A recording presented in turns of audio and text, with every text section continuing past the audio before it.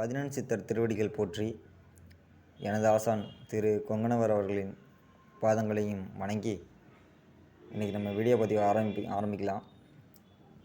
ரொம்ப நாள் ஆகிடுச்சு நம்ம வீடியோ பதிவுகள் போட்டு. அது ஒரு சில சூழ்நிலைகளால் போட முடியல. இனிமேல் நம்ம தொடர்ச்சியாக இனிமேல் பதிவுகள் போடுவோம். உங்களுக்கு இனிமேல் ஏதாவது சந்தேகம் இருந்துன்னு சொன்னால் கேளுங்க, கமெண்ட்டில் தெரிவிங்க. நிச்சயமாக நான் அதுக்கு என்னால் முடிஞ்ச விளக்கங்களை உங்களுக்கு நான் தரேன்.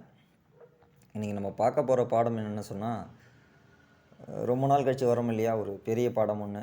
அது கொஞ்சம் எளிமையாகவே தரலாம் அப்படின்னு சொல்லி. இதுக்கு உங்களுக்கு வெள்ளை பாஷாணம் தேவை.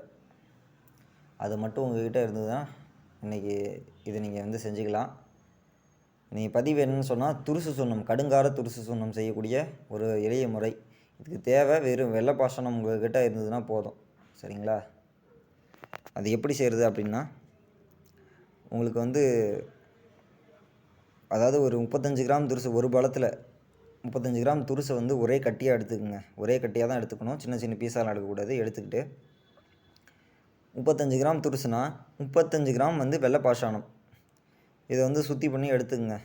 சரிங்களா? வெள்ளை பாஷாணம் சுத்தி பண்ணுறது, தாளகத்தை எப்படி கல் சுண்ணாம்பில் வச்சு சுத்தி பண்ணுறீங்களோ அதே மாதிரியே வெள்ளை பாஷாணத்தை சுத்தி பண்ணிக்கலாம். சரிங்களா? அந்த மாதிரி சுத்தி பண்ணி எடுத்துக்கோங்க. அதே மாதிரி வீரத்தை இளநீரில் சுத்தி பண்ணி எடுத்துக்கோங்க. இது சுத்தி முறைகள் தெரிஞ்சவங்க, அனுபவசாலிகள் மட்டும் பண்ணுங்கள். நான் சுத்தி முறைகள் தனியாக தரேன். ஏன்னா சுத்தி முறைகள் செய்யாமல் நீங்கள் இதில் ஏதாவது செஞ்சீங்கன்னு சொன்னால் உங்களுக்கு இது எல்லாமே பாஷாணம், உங்களுக்கு உடல் பாதிப்புகள் ஏற்படும். அதை நான் சொல்லிடுறேன். நான் அதோட சுத்தி முறைகள் தனியாக தரேன். இப்போதைக்கு விஷயத்தை மட்டும் தெரிஞ்சுக்கிங்க. 35 கிராம் வெள்ளை பாஷாணம், 35 கிராம் வீரம், ரெண்டுத்தையும் எடுத்து அறுவகை ஜெயநீர் நீங்கள் தயார் பண்ணிக்கணும். சரிங்க இல்லையா? அறுவகை ஜெயநீர் தயார் பண்ணி, அறுவகை ஜெயநீர் விட்டு 6 ஜாமம் ஆட்டணும். 6 மணி நேரம் இல்லை, 6 ஜாமம் மை போல் நல்லா ஆட்டி எடுத்துக்கிறீங்க. நல்லா மெழுகு பதமாக திரண்டதும் எடுத்து இந்த 35 கிராம் துருசு கட்டியிருக்கு இல்லையா, இதுக்கு கவசம் பண்ணுறீங்க.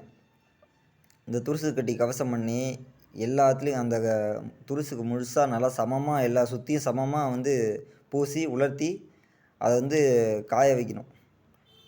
காய வச்சு அதுக்கு மேலே சுண்ணாம்பு இருக்கு இல்லையா, சுண்ணாம்பில் 7 சீலை செய்து, சுண்ணாம்பு சீலை 7 செஞ்சு அதையும் நல்லா காய வைங்க. இது நல்லா காஞ்சப்பறம் இந்த கவசத்துக்கு 15 எடை எருவில் படம் போடணும். இப்போது இது எல்லாம் சேர்ந்தது உங்களுக்கு ஒரு உதாரணம் வச்சுங்களேன். 35, 70, ஒரு 105, ஒரு 140 கிராம் பக்கம் வருது, ஒரு 110 கிராம் வருதுன்னு வைங்களேன். அதுக்கு அப்படியே 15 பங்கு எடைக்கு அப்படியே நீங்கள் அந்த எடைக்கு 15 பங்கு மடங்கு 15 மடங்கு எடையில் நீங்கள் புடம் போடணும். புடம் போட்டு புடம் நல்லா ஆறினப்புறம் மருந்து கவனமாக பிரித்து பார்த்தீங்கன்னு சொன்னால் துருசு கடுங்காரமான சுண்ணமாக இருக்கும்.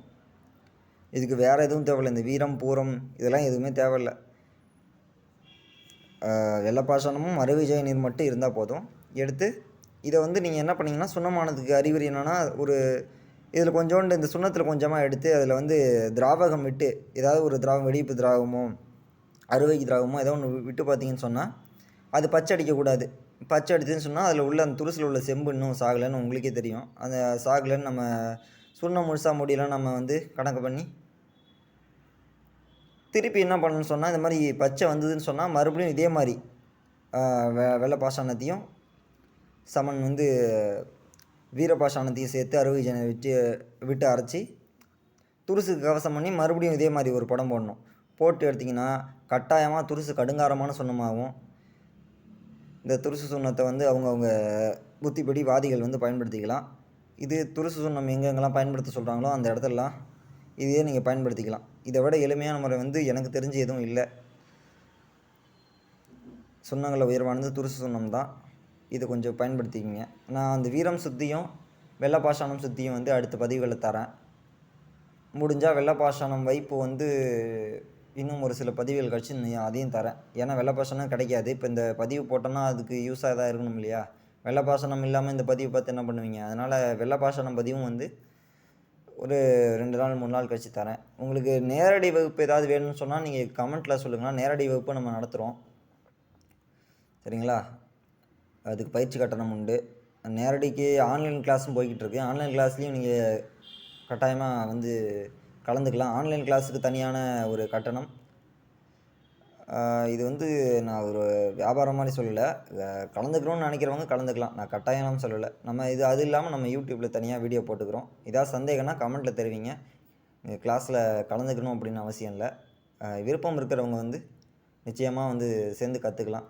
மாந்திரீகம், ஜோதிடம், சித்த மருத்துவம், ரசவாதம், காலக்கணிதம் எல்லாம் கலந்து தான் வந்து சொல்லிக் கொடுக்குறோம். சரிங்களா?